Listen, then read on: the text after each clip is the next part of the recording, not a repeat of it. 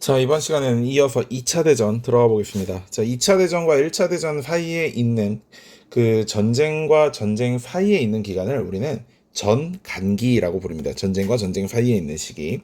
그 전간기에 왔었던, 다시 말해 베르사유 체제, 그리고 그 시기에 일어났던 경제 대공황, 요 두 가지를 살펴보면서 2차 대전의 원인을 살펴보게 되고, 그 이후에 일어났던 2차 대전의 전개 과정까지 한번 요 프린트에서 다룰 수 있도록 해보겠습니다. 자, 우선 베르사유 체제라는 걸 볼 텐데, 베르사유 체제는 여기 보이듯이 1919년부터 1936년까지라고 나와 있는데요. 1919년은 당연히 파리강화 회의 이후에 베르사유 조약이 맺어질 때가 바로 시작일 것이고, 그 이후에 36년까지 진행이 되었다라고 이야기되어 있지만, 실제적으로는 1929년에 이미 대공황 때 무력화가 되었고요. 1936년은 라인란트 진군이라는 것이 이루어지고 난 다음의 일입니다. 자, 그렇다면 일단 이 베르사유 체제의 특징을 보자라고 이야기한다면, 우리가 이 베르사유 체제의 특징 보기 전에 기존에 그 세계대전 거기를 한번 먼저 보겠습니다. 이거였나? 아닌데, 잠깐만. 세계대전이 17번이구나. 자, 여기 보면요, 베르사유 조약의 내용들이 보면 모든 해외 식민지를 상실하고 알자스 로렌 지역을 프랑스에 양도를 하며 군비 축소라고 해가지고 라인란트 지역, 라인 동맹 지역의 군대 주둔이 금지된다 그랬고, 마지막으로 전쟁 배상금을 물어준다고 되어 있습니다. 우리가 이야기했던 그 라인란트 진군이라는 것이 원래 그들이 진군하면 안 되는 지역, 그 안 되는 지역으로 히틀러가 병사를 밀어 넣었던 거, 그걸로 이제 우리는 베르사유 체제가 끝났다라고 이야기를 하는 것입니다. 자, 그렇다면 베르사유 체제의 특징부터 가보겠습니다. 우선 첫 번째 특징은 보복주의입니다. 전쟁을 일으켰던 국가에 대해서 이 최대 전쟁의 피해를 겪었던, 다시 말해 그 전쟁을 일으켰던 국가를 누르고 이겼던 국가가 최대한의 이익을 얻을 수 있는, 전승국의 최대 이익을 보장하는 보복주의라는 것이고, 두 번째는 패전한 제국들을 해체하게 됩니다. 대표적인 경우가 오스트리아 헝가리 제국, 그다음에 뭐 독일 제국 같은 경우는 사실 독일 제국이라고 하나의 국가로 묶여 있었긴 하나, 그 독일 제국이라는 게 뭐 이렇게 분리된 국가가 아니거든요. 오스트리아만 해도 오스트리아 헝가리가 묶여 있었고, 오스만 제국은 기타 다른 여러 국가들이 묶여 있었던 제국인데, 그런 것들이 다 해체됐다는 거죠. 그리고 그 과정에서 이제 분명히 민주주의는 성장을 하게 됩니다.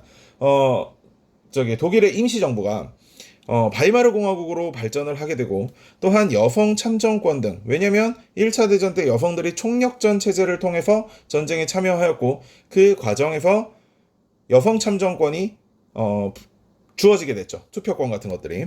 그런 과정에서 민주주의가 성장을 하게 됩니다. 또한 윌슨의 주도로 평화기구에 있던 국제연맹이 창설이 됩니다. 근데 문제는 뭐냐면, 윌슨이 이것을 주도를 했음에도 불구하고 실제로 미국은 멀로 독트린, 다시 말해 고립주의로 인해서 국제연맹의 창설을 주도했음에도 불구하고 첫 번째 참여국이 되지 못했다는 것이죠. 국제연맹은 생각보다 많은 강대국들이 참여하지 못하게 되었는데, 대표적인 경우가 여기 보이는 미국, 의회가 반대를 했었고요. 소련 같은 국가는 사회주의였기 때문에 굉장히 나중에 1934년에 가입을 하게 되고, 독일 같은 경우도 패전국이기 때문에 1926년에 가입을 하게 됩니다. 다음으로 이제 군비축소 회의가 열리게 되는데요.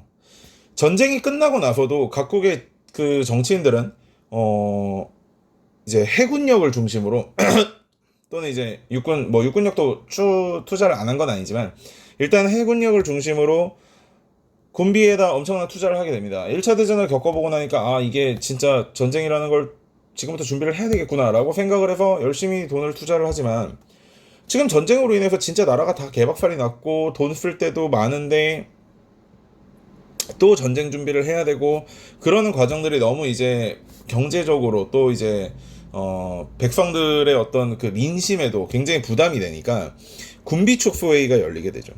그 대표적인 군비축소회가 여기 첫 번째에 보이는 워싱턴 해군 군축조약인데요. 태평양에서 영국과 미국, 일본, 프랑스, 이탈리아의 해군 비율을 정해놓는 겁니다. 그래서 5대 5대 3대 1.7.5 대 1.7.5 대 1 이렇게 해가지고 5대 5대 3대 1.75 대 1.75 이렇게 비율을 해가지고 해군 함정들의 어떤 총 배수량, 그러니까 배라는 거는 크기의 그 규모나 크기의 어떤 비교를 배수량이라고 하거든요. 배수량이 몇만 톤이냐, 몇 톤이냐, 몇천 톤이냐 이런 걸 가지고 이제 배의 크기를 정하게 되는데 그러한 배의 크기를 군함, 특히 이제 전함의 크기를 정해놓는 것을 이 워싱턴 해군 군축 조약에서 시행을 했습니다. 요게 이제 1934년에 일본이 그냥 일방적으로 조약을 위반하게 되면서 끝나게 되지만 어쨌든 군축 회의가 있었다는 거. 또 이제 정말 지엽적인 내용이긴 하지만 런던 군축 회의 같은 것도 있게 되고요. 네 번째로 이제 배상금 문제인데 이 배상금이라는 게 사실 굉장히 그 독일로서는 감당하기 힘든 배상금이었어요.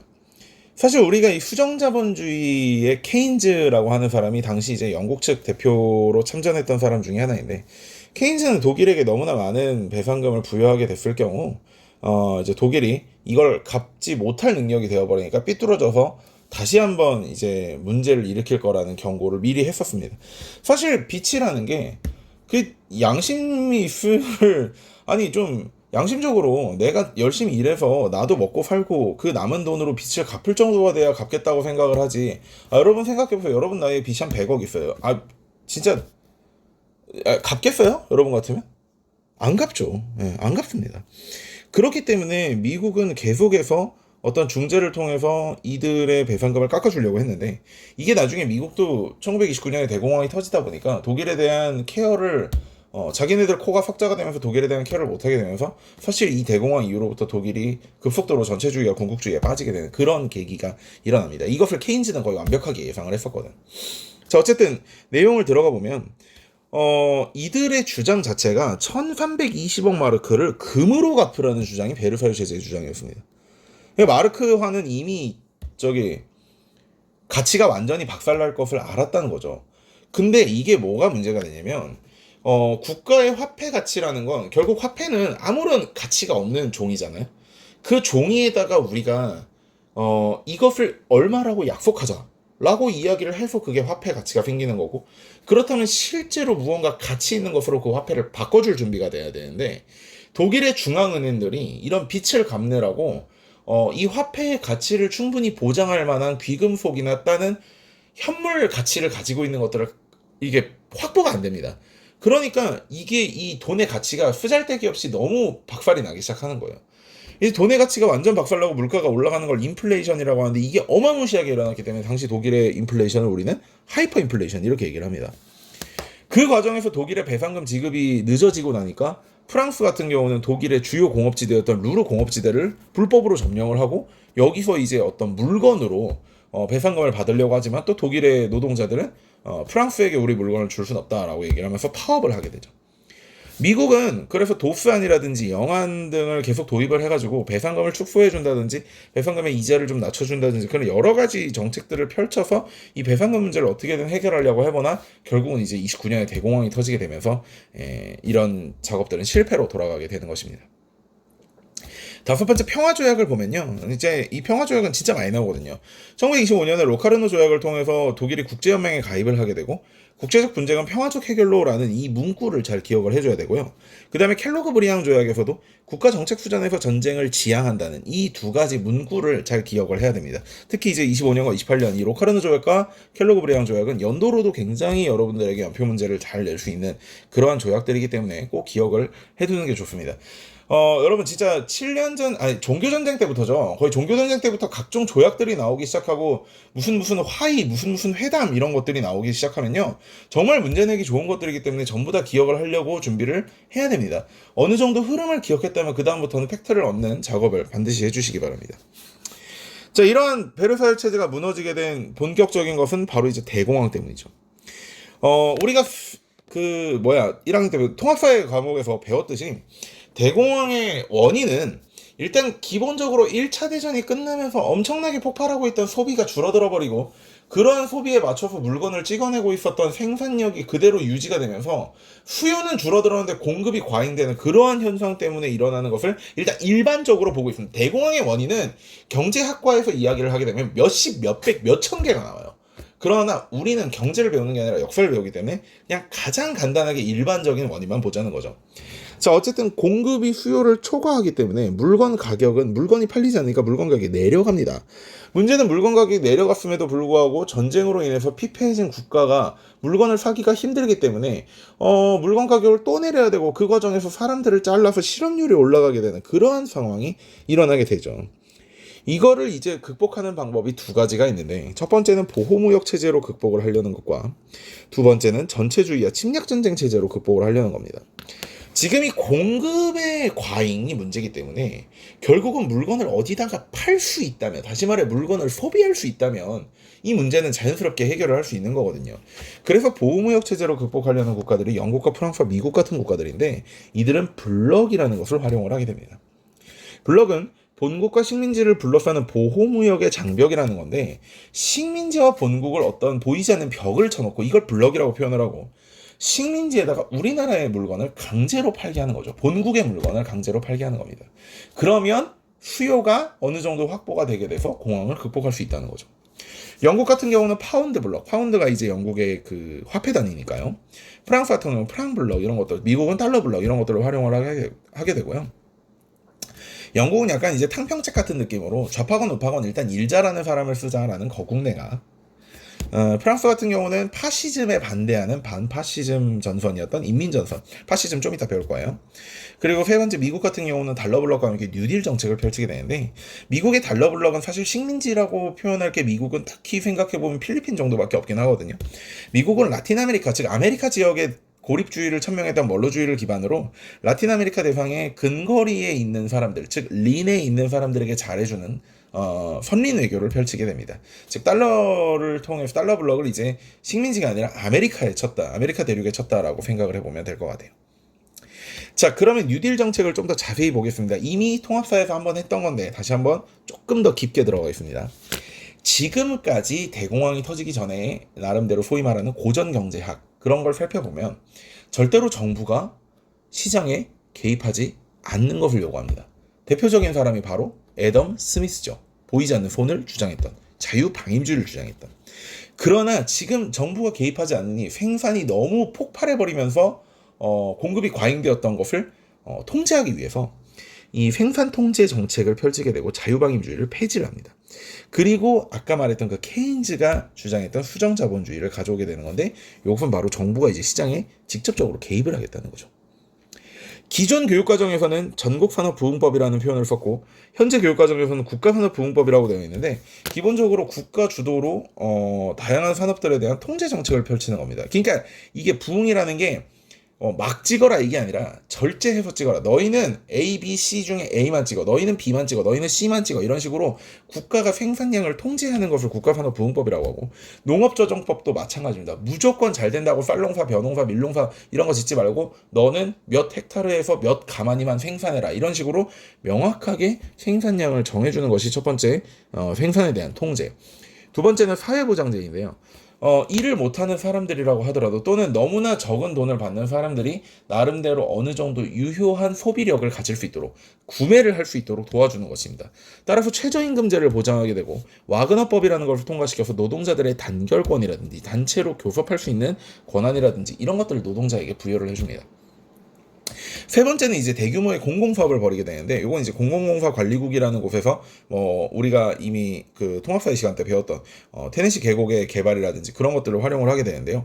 이 과정에서 어마무시한 양의 국가의 돈을 공사에 쓰게 되고, 그 공사에 오는 사람들에게 인건비를 지급하게 되면서 실직 문제를 해결시키고 유효 소비력을 확보해주는, 소비를 증가시킬 수 있는 그러한 결과들을 이끌어내는 것이 뉴딜 정책입니다. 그런데 반대로 이런 식으로 그 식민지를 삥 뜯어가지고 공황을 극복을 하거나, 그게 아니면 1차, 미국 같은 경우는 이 엄청난 것들을 할 때 많은 필요했던 그 돈들은 1차 대전 때 이들에게 열심히 물건 팔아먹었다고 그랬잖아. 그런 물건 팔아먹은 대금들을 이렇게 일거에 회수하면서 가능했던 정책이라고 한다면, 진짜 집도절도 없었던 그 전체주의 국가들은 아무것도 할 수 있는 게 없었죠. 사실 그래서 전체주의 국가로 나갈 수밖에 없게 되는데, 이것은 이제 전체를 위해서 개인의 희생을 강요하는 그런 것이 바로 전체주의 파시즘입니다. 따라서 이제 이들은 공산주의를 싫어하게 되는데, 공산주의도 나름 전체주의 아닌가? 이거는 원래 공산주의가 변질돼가지고 약간 독재적 공산주의, 지금 우리가 북한 생각하니까 그렇게 된 거고요. 사실 공산주의라는 것은 계급투쟁을 통해서 국가를 분열시킵니다. 그러니까 자본가와 노동자 계급을 분열시키고 이들의 싸움을 촉발시키기 때문에 이러한 파시즘 국가들은 공산주의를 정말 극도로 싫어했었어요. 극도로. 자, 이들은 전체주의와 침략전쟁 체제로 극복을 하게 되는데 결국은 전체주의를 통해서 국가의 힘을 하나로 모으고 그 하나로 모은 힘을 군사력에다 투자해가지고 새로운 식민지를 확보해서 새로운 시장을 개척하면 전쟁을 통해서 소비가 활성화되고 또 식민지를 통해서 소비가 활성화될 수 있으니까 이러한 방식을 통해서 대공황을 극복해보겠다라고 주장했던 국가들인 거죠. 역시 뭐 대표적인 국가로는 독일이 있겠죠. 독일의 나치당, 이건 실제로 이제 제대로 말을 풀어서 쓰게 되면 국가사회주의 독일 노동자당이라는 표현을 쓰게 되는데요. 같이 기억해주면 좋을 것 같고요. 나치당은 히틀러가 집권을 하면서 히틀러가 미넨 맥주홀 폭동이라는 것을 통해서 집권을 하려고 하나 이 미넨 맥주홀 폭동 자체가 나중에 이탈리아에서 배우는 그 로마 진군을 히틀러가 따라한 거거든. 그게 실패하고 나서 감옥에 갇혔는데 워낙에 그때 당시에도 히틀러의 인기가 너무 높았어요. 그러니까 폭동을 통해서라도 강력한 아리아인의 국가, 그러니까 강력한 독일을 만들겠다라는 그러한 어떤 이미지를 시민들에게 굉장히 잘 심어줬기 때문에 시민들 입장에서는 저런 강력한 지도자가 나타나서 우리를 좀 이끌어줬으면 좋겠다라는 생각을 하게 되고 사실 그래서 한 8개월 정도가 감옥에 있으면서 나이 투쟁이라는 색을 쓰면서 진짜 일약 그 독일 정치판에 완전 스타가 됩니다. 그래서 히틀러 같은 경우는 이제 친위대, 슈츠스타펠이라고 불리던 그런 친위대라든지 또는 비밀경찰, 게슈타포들을 통해서 자신이 이제 어느 정도 합법적으로 권력을 잡아나가는데 이제 기반을 닦고 실제로 집권까지 마무리하게 됩니다. 그건 이제 좀 이따 연표에서 좀 더 배우도록 하고 이탈리아 같은 경우는 분명히 1차 대전의 승전국입니다. 그럼에도 불구하고 워낙 더럽게 병신같이 못 싸워가지고 얻은 게 없어요. 그래서 1차 대전의 승전국임에도 불구하고 얻은 게 없으니까 국민들의 불만이 굉장히 높아지는 상황에서 초등학교 교사였던 무솔리니가 파시스트당을 이용하여 로마 진군이라는 활동을 통해서 무솔리니가 집권을 하게 됩니다. 이게 아마 21년인가 그럴 거예요. 그러니까 애초에 대공황 이전에 이미 무솔리니는 전체주의를 통해서 이탈리아를 장악했다는 것입니다. 일본 역시 이제 군국주의로 나가게 되게 되죠. 이거는 일본사는 아시아에서 좀 더 자세히 하게 될게요. 일본 군국주의는 사실 좀 미친 군국주의여가지고 요거는 그 지역 가서 그 부분 가서 좀 더 제대로 배우겠습니다. 22년이구나 로마 제국이. 자, 그러면 이제 연표를 하나하나씩 보겠습니다. 자, 첫 번째 파시스트당을 결성을 합니다. 이탈리아에서. 그리고 무솔리니가 이제 로마로 진군해서 이탈리아의 정권을 잡습니다. 그리고 이제 세계 대공황이 빌어닥치게 되죠. 검은 목요일 사건 뭐 이렇게 얘기하기도 합니다. 이 10월 24일이 목요일이어가지고. 그 와중에 나치당은 선거에서 승리를 합니다. 실제로 독재자들은 사실 선거를 통해서 독재를 완성시키는 경우가 되게 많습니다. 처음에는 이제 독재자들에게 사람들이 무한의 어떤 지지를 주고 그걸 이용해서 독재를 하지만 권력을 잡지만 그게 나중에 어떤 실수, 실패 그런 것들이 점철돼서 더 이상 사람들이 지지하지 않음에도 불구하고 어떠한 권력을 이용하여 잘못된 방법을 이용하여 독재를 더 길게 끌고 나가는 그런 형태가 이제 일반적인 독재자들의 대부분의 어떤 상황인 것입니다. 나치당은 어쨌든 선거로서 정권을 잡고요. 히틀러가 총리에 취임을 하고 나중에 이제 대통령 힌든부르크가 사망하고 나서 히틀러가 총통으로 취임을 또 하게 됩니다. 독일과 일본은 이 과정에서 국제연맹을 탈퇴를 하죠. 이미 자기네들의 어떤 팽창주의를 위해서는 국제연맹 같은 그런 허수쓰레기 단체에 소속돼 있을 이유가 없다고 생각을 하게 되는 거고 이탈리아 같은 경우는 에티오피아를 침공을 합니다. 우리 에티오피아 기억나요? 혹시? 제국주의에서 에티오피아 그 에티오피아의 그러니까 유색 인종이 백인들을 이겼던 아도와 전투 뭐 이런 거 기억납니까? 기억 안 나면 씨발 좀 가서 보세요. 복습 좀 해. 자, 에티오피아 침공을 하게 되고 여기선 이기죠 사실. 아니 근데 이게 추하잖아요. 그때 못 이겼다고 지금 가가지고 가서 두들겨 패고 이러는 게. 그리고 이탈리아 2차 대전 때도 정말 더럽게 못 싸우는 국가입니다. 진짜 2차 대전사를 조금만 공부해보면 와 히틀러가 정말 히틀러도 병신이죠. 히틀러 밑에 있던 독일 장군들은 정말 무슨 죄를 지어가지고 이런 상사와 이런 동맹군을 데리고 그 많은 군대들과 혼자 고군분투를 해야 됐던 것일까? 영국, 프랑스, 러시아, 미국 이런 국가들과 싸웠어야 됐던 것일까? 진짜 좀 독일 장군들에게 좀 불쌍해지는 상황도 옵니다. 공부를 하다 보면. 어쨌든 이탈리아가 에티오피아를 침공하면서 식민지를 늘리는 것은 독일과 일본을 자극시키는 일 중에 하나였습니다. 따라서 독일은 36년에 베르사유 체제에서 독일의 군대 준둔이 금지된 곳이었던 라인란트로 진군해서 베르사유 체제를 지키지 않겠다는 걸 확정을 하고요. 이 과정에서 베르사유 체제는 붕괴되고 당연히 독일군은 재무장을 합니다. 원래는 10만 명으로 그 인원 제한이 걸려 있었는데 그리고 그 다음에 일어났던 에스파냐 내전에 적극적으로 개입을 하게 되는데요. 에스파냐 내전은 좌파 연합과 우파의 대가리였던 프랑코 장군이 싸우게 되는데, 좌파는 당연히 소련이 지원을 할 것이고, 프랑코 장군 같은 경우는 독일과 이탈리아에 지원을 해주는데, 요게 사실 독일군의 어떤 실전 무대, 그러니까 연습 게임 같은 거였습니다. 독일군은 이때 당시에 다양한 그 병종들을 파견해가지고 실제 전쟁에서의 병종들을 활용해 보면서 그 노하우들을 어떤 그 하사관이나 어떤 그 군대 장교들을 통해서 전 군에 전파시키는 그런 방법으로 빠르게 정예화를 이룰 수 있었거든요. 그리고 이 에스파냐 내전 과정에서 결국은 공산당을 싫어하는 세 개의 국가가 삼국 반공협정이라는 걸 맺게 되고, 이 과정에서 우리는 처음으로 추축국이라는 어떤 축을 이루는 국가라는 뜻의 추축국이라는 개념을 등장을 하게 됩니다. 독일, 이탈리아, 일본이라는 거.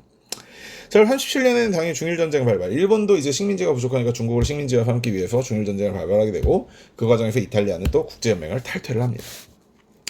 자, 독일도 이제 자신의 땅들을 넓혀 나가야 되는 과정에서 게르만족이 대부분이었던 오스트리아를 병합하고, 요거를 이제 독일 그 고유 명사로 안슐루스라고 이야기하는데 통합이라는 뜻입니다.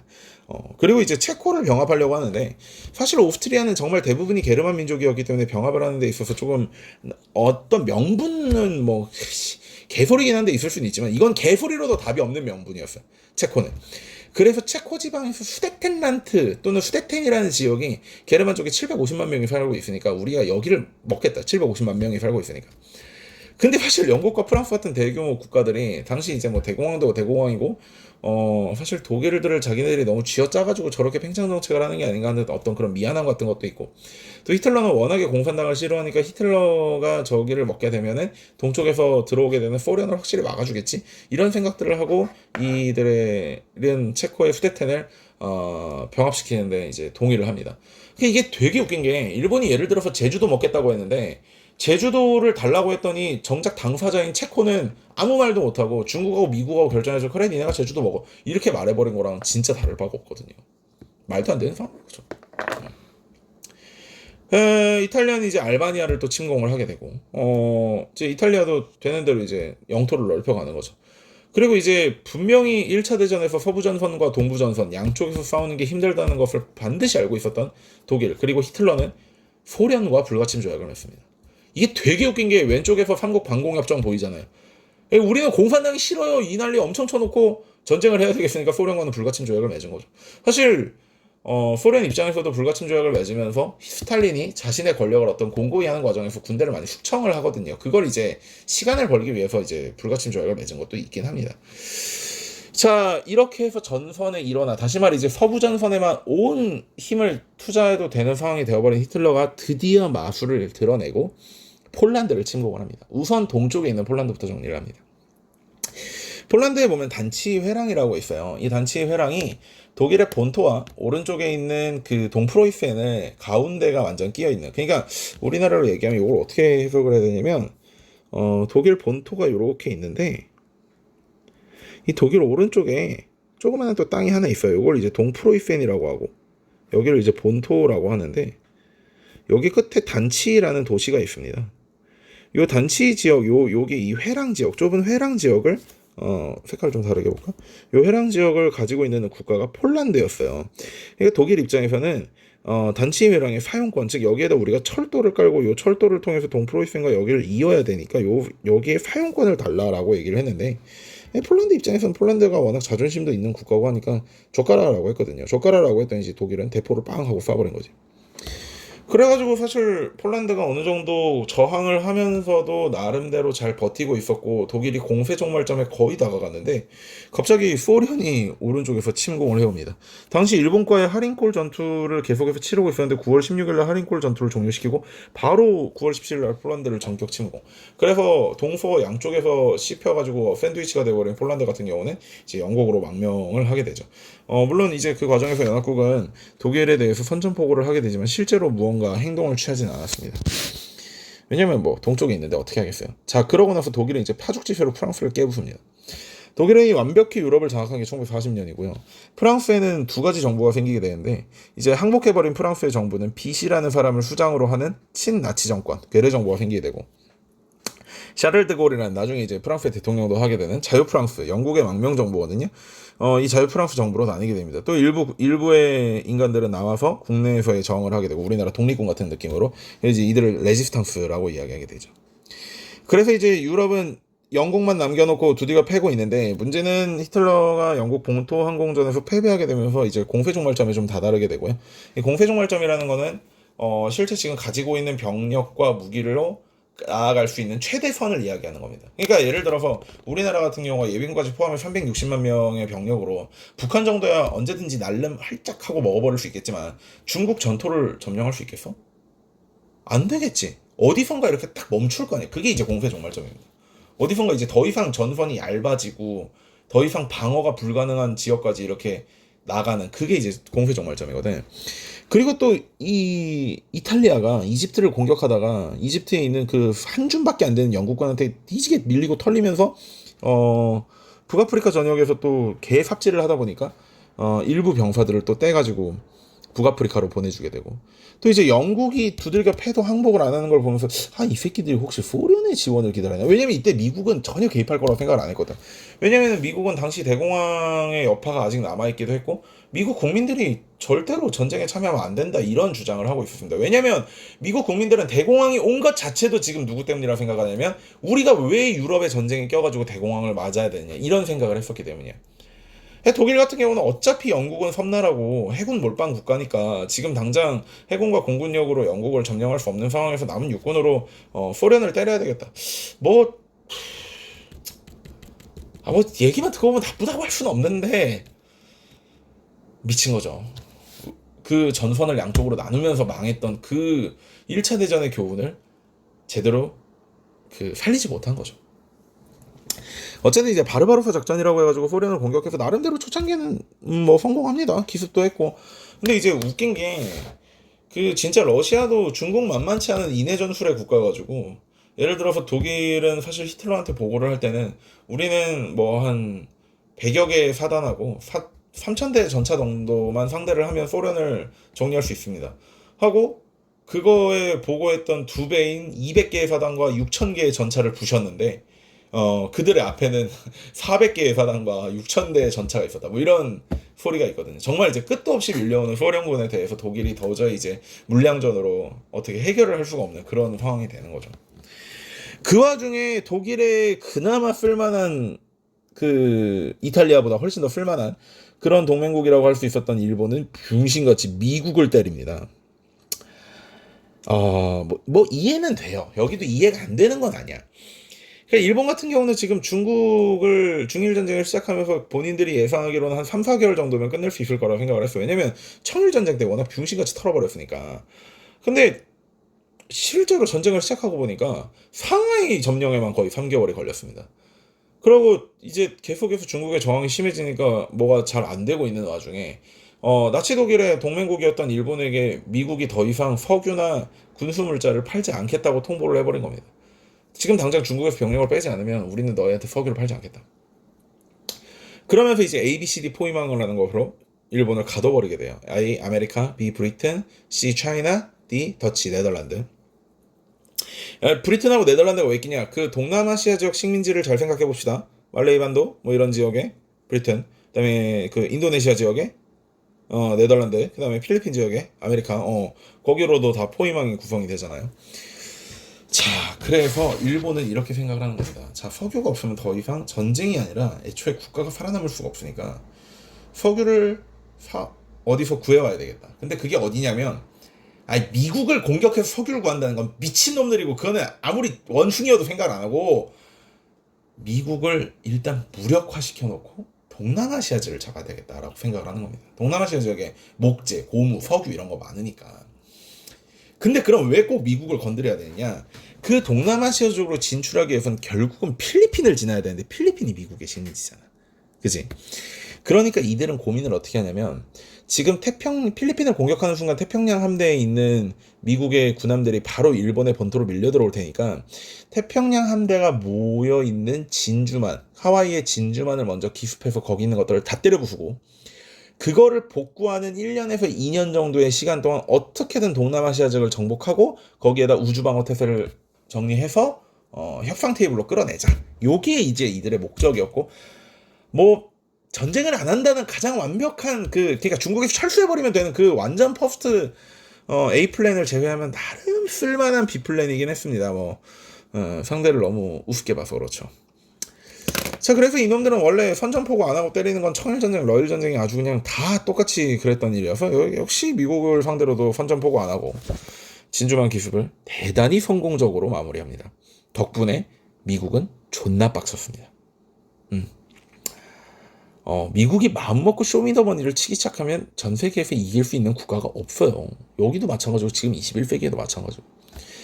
일본이 전쟁 전부터 전쟁 내내 찍은 항공모함이 14척인데 미국이 돌린 항공모함 숫자가 133척입니다. 호위 항공모함까지 포함해가지고. 상대가 안 돼요.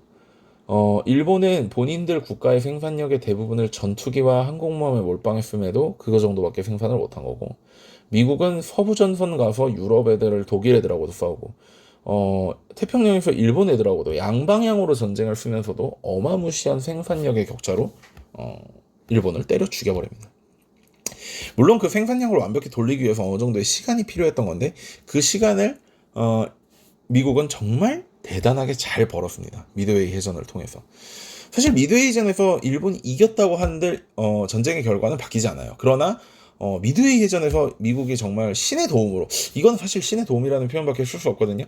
실제로 선생님은 이게 교육과정이 완전 번외이기 때문에 이 부분을 이제 따로 설명을 하기가 좀 그렇지만, 나무위키나 이런 걸 통해서 미드웨이 해전 문서를 한번 읽어보시면 진짜 우연과 우연이 겹쳐서 정말 승리와 필연을 만든다는 게 어떤 건지, 그리고 그걸 위해서 얼마나 많은 미국인들의 준비가 있었는지, 또 진주만에서 너무나 승리를 했던 일본군들이 얼마나 방심을 했는지를 살펴볼 수 있습니다. 반대로 일본군이 승리했던 진주만 기습은 정말 미국인들이 그렇게 많이 방심을 하고 반대로 일본인들이 엄청 열심히 준비를 했던 그런 전쟁이거든요. 또한 이제 스탈린그라드 전투가 소련의 승리로 끝나고 있었던 이 두 가지를 통해서 이제 독일과 일본은 다시 한번 이제 전쟁의 분위기가 바뀌고 이제 패전의 기운이 스물스물 올라오게 됩니다. 1944년에는 나중에 이제 미국 대통령을 하게 됐던 아이젠하워 장군이 노르망디 상륙작전을 펼쳐서 파리를 해방시키고요.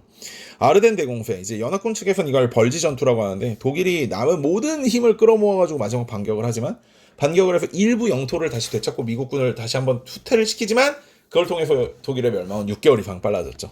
네, 본인들이 방어할 때 써야 됐던 장비들을 다 활용해버렸거든. 그래서 결국 독일이 항복을 하게 되고요. 그 다음에 항복을 끝까지 안 하고 1억의 총 옥쇄, 우리는 절대로 죽지 않는다, 우리는 절대 정복되지 않는다라고 가미가제 이 지랄을 떨면서 버티던 쪽발이 새끼들에게 원자탄을 뿅뿅 터쳐줘서 끝장내고, 그렇게 마지막으로 일본은 항복하게 됩니다. 자, 일단 요렇게 해서 2차 대전의 전체적인 전개 과정을 한 타임 끊고, 그 다음에 이제 전후에 일어났던 세계 조약과 냉전 체제로 다음 시간에 한번 계속 이어나서 가보겠습니다. 자, 여러분 고생 많았습니다. 안녕.